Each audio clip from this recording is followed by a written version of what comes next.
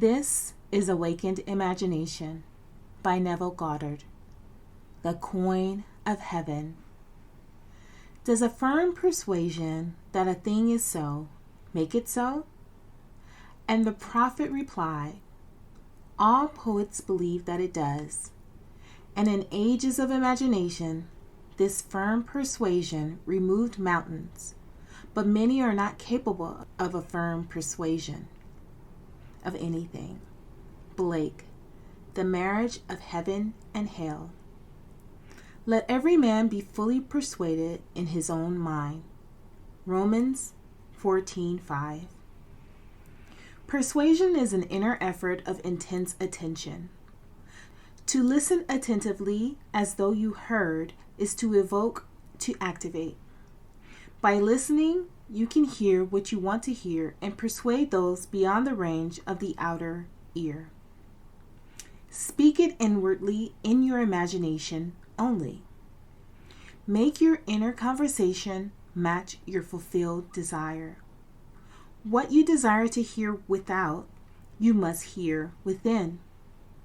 Embrace the without within and become one who hears only that which implies the fulfillment of his desire, and all the external happenings in the world will become a bridge leading to the objective realization of your desire. Your inner speech is perpetually written all around you in happenings. Learn to relate these happenings to your inner speech, and you will become self-taught. By inner speech is meant those mental conversations which you carry on with yourself. They may be inaudible when you are awake because of the noise and distractions of the outer world of becoming, but they are quite audible in deep meditation and dream. But whether they be audible or inaudible, you are their author and fashion your world in their likeness. There is a God in heaven, and heaven is within you, that revealeth secrets and maketh known to the king Nebuchadnezzar,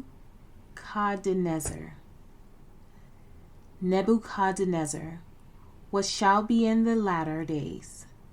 Thy dream and the visions of thy head upon thy bed are these. Daniel 2:28. Inner speech from premises of fulfilled desire is the way to create an intelligible world for yourself. Observe your inner speech, for it is the cause of your future action. Inner speech reveals the state of consciousness from which you view the world. Make your inner speech match your fulfilled desire, for your inner speech is manifested all around you in happenings. If any man offend not in word, the same is a perfect man, and able also to bridle the whole body. Behold, we put bits in the horse's mouth, that they may obey us, and we turn about their whole body. Behold also the ships, which they thought be so great, and are driven by fierce winds, yet are they turned about with a very small helm, whithersoever the governor listeth. Even so the tongue is a little member, and boasteth great things. Behold, how great a matter a little fire kindleth. James 3:2-5. The whole manifested world goes to show us what use we have made of the word, inner speech. An uncritical observation of our inner talking will reveal to us the ideas from which we view the world. Inner talking mirrors our imagination, and our imagination mirrors the state with which it is fused. If the state with which we are fused is the cause of the phenomenon of our life, then we are relieved of the burden of wondering what to do, for we have no alternative but to identify ourselves with our aim. And inasmuch as the state with which we are identified mirrors itself in our inner speech, then to change the state with which we are fused, we must first change our inner talking. It is our inner conversations which make tomorrow's facts. Put off the former conversations, the old man, which is corrupt, and be renewed in the spirit of your mind. Put on the new man, which is created in righteousness. Ephesians 4:22 through 24. Our minds, like our stomachs, are whetted by change of food. Quintilian. Stop all of the old mechanical negative inner talk and start a new positive and constructive inner speech from premises of fulfilled desire. Inner talking is the beginning, the sowing of the seeds of future action. To determine the action, you must consciously initiate and control your inner talking. Construct a sentence which implies the fulfillment of your aim, such as, I have a large, steady, dependable income, consistent with integrity and mutual benefit. Or, I am happily married. I am wanted. I am contributing to the good of the world. And repeat such a sentence over and over until you are inwardly infected by it. Our inner speech represents in various ways the world we live in. In the beginning was the Word. John 1:1. That which ye sow, ye reap. See yonder fields. The sesamum was sesamum. The corn was corn. The silence and the darkest knew. So is a man's fate born. Edwin Arnold, The Light of Asia. Anne runs true to origins. Those that go searching for love only make manifest their own lovelessness. And the loveless never find love. Only the loving find love, and they never have to seek for it. D.H. Lawrence. Man attracts what he is. The art of life is to sustain the feeling of the wish fulfilled and let things come to you, not to go after them or think they flee away. Observe your inner talking and remember your aim. Do they match? Does your inner talking match what you would say audibly had you achieved your goal? The individual's inner speech and actions attract the conditions of his life. Through uncritical self-observation of your inner talking, you find where you are in the inner world, and where you are in the inner world is what you are in the outer world. You put on the new man whenever ideals and inner speech match. In this way alone can the new man be born. Inner talking matures in the dark. From the dark it issues into the light. The right inner speech is the speech that would be yours were you to realize your ideal. In other words, it is the speech of fulfilled desire. There are two gifts which God has bestowed upon man alone, and on no other mortal creature. These two are mind and speech, and the gift of mind and speech is equivalent to that of immortality. If a man uses these two gifts rightly, he will differ in nothing from the immortals. And when he quits, the body, mind, and speech will be his guides, and by them he will be brought into the troop of the gods and the souls that have attained to bliss. Hermetica, Walter Scott's translation. The circumstances and conditions of life are outpictured inner talk, solidified sound. Inner speech calls events into existence. In every event is the creative sound that is its life and being. All that a man believes and consents to as true reveals itself in his inner speech. It is his word, his life. Try to notice what you are saying in yourself at this moment, to what thoughts and feelings you are consenting. They will be perfectly woven into your tapestry of life. To change your life, you must change your inner talking. For life, said Hermes, is the union of word and mind. When imagination matches your inner speed to fulfill desire, there will then be a straight path in yourself from within out, and without will instantly reflect within for you, and you will know reality is only actualized inner talking. Receive with meekness the inborn word which is able to save your souls. James 1:21. Every stage of man's progress is made by the conscious exercise of his imagination, matching his inner speech to his fulfilled desire. Because man does not perfectly match them, the results are uncertain, while they might be perfectly certain.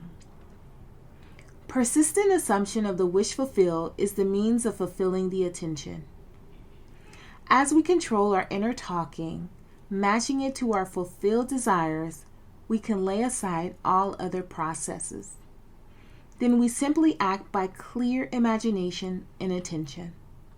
We imagine the wish fulfilled and carry on mental conversations from that premise. Through controlled inner talking from premises of fulfilled desire, seeming miracles are performed. The future becomes the present and reveals itself in our inner speech. To be held by the inner speech of fulfilled desire is to be safely anchored in life. Our lives may seem to be broken by events, but they are never broken so long as we retain the inner speech of fulfilled desire. All happiness depends on the active voluntary use of imagination to construct and inwardly affirm that we are what we want to be. We match ourselves to our ideals by constantly remembering our aim and identifying ourselves with it. We fuse with our aims by frequently occupying the feeling of our wish fulfilled. It is the frequency, the habitual occupancy, that is the secret of success. The oftener we do it, the more natural it is. Fancy assembles. Continuous imagination fuses. It is possible to resolve every situation by the proper use of imagination. Our task is to get the right sentence, the one which implies that our desire is realized, and fire the imagination with it. All this is intimately connected with the mystery of the still small voice. Inner talking reveals the activities of imagination, activities which are causes of the circumstances of life. As a rule, man is totally unaware of his inner talking and therefore sees himself not as a cause, but the victim of circumstance. To consciously create circumstance, man must consciously direct his inner speech, matching the still small voice to his fulfilled desires. He calls things not seen as though they were. Romans 4:17. Right inner speech is essential. It is the greatest of the arts. It is the way out of limitation into freedom. Ignorance of this art has made the world a battlefield and penitentiary where blood and sweat alone are expected, when it should be a place of marveling and wondering. Right inner talking is the first step to becoming what you want to be. Speech is an image of mind, and mind is an image of God. Hermetica, Scott translation. On the morning of April 12, 1953, my wife was awakened by the sound of a great voice of authority speaking within her and saying, "You must stop spending your thoughts, time, and money. Everything in life must be an investment. To spend is to waste, to squander, to lay out without return. To invest is to lay out for a purpose from which a profit is expected." This revelation of my wife is about the importance of the moment. It is about the transformation of the moment. What we desire does not lie in the future, but in ourselves as this very moment. At any moment in our lives, we are faced with an infinite choice: what we are and what we want to be. And what we want to be is already existent. But to realize it, we must match our inner speech and actions to it. If two of you shall agree on earth as touching anything that they shall ask, it shall be done for them of my Father which is in heaven. Matthew 18:19. It is only what is done now that counts. The present moment does not recede into the past. It advances into the future to confront us, spent or invested. Thought is the coin of heaven. Money is its earthly symbol. Every moment must be invested, and our inner talking reveals whether we are spending or investing. Be more interested in what you are inwardly saying now than what you have said, by choosing wisely what you think and what you feel now. Anytime we feel misunderstood, misused, neglected, suspicious, afraid, we are spending our thoughts and wasting our time.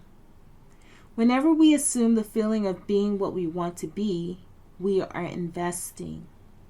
We cannot abandon the moment to negative inner talk and expect to retain command of life. Before us go the results of all that seemingly is behind. Not gone is the last moment, but oncoming. My word shall not return unto me void, but it shall accomplish that which I please, and it shall prosper in the thing whereto I sent it. Isaiah 55:11.